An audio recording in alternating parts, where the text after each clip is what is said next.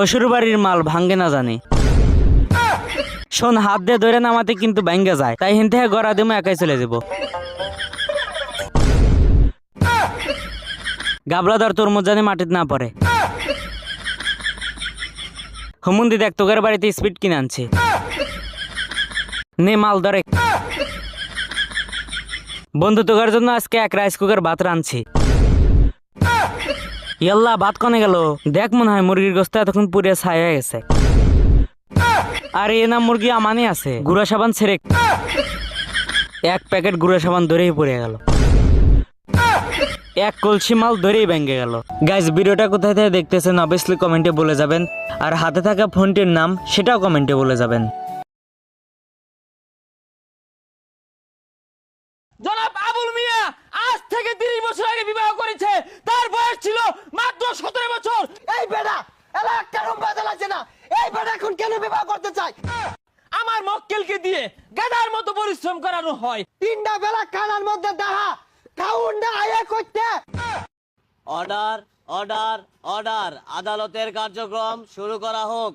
মহামান্য আদালত, এই যে বুড়া বেটাটা আমার মক্কেলকে দীর্ঘ 22 বছর যাবত গরুর লানা খাটাচ্ছে, তার বিয়ার ব্যবস্থা করে না। Objection overrule my lord. এই যে ছেলেটা এত কচি খোকা, এর তো 18 বছর বয়সই হয় নাই, বিয়া করে কি খাওয়াইবো বইরে?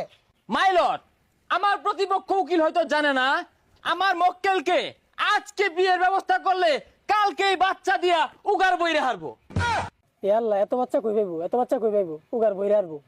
Order order order, silent please. Point to be noted my.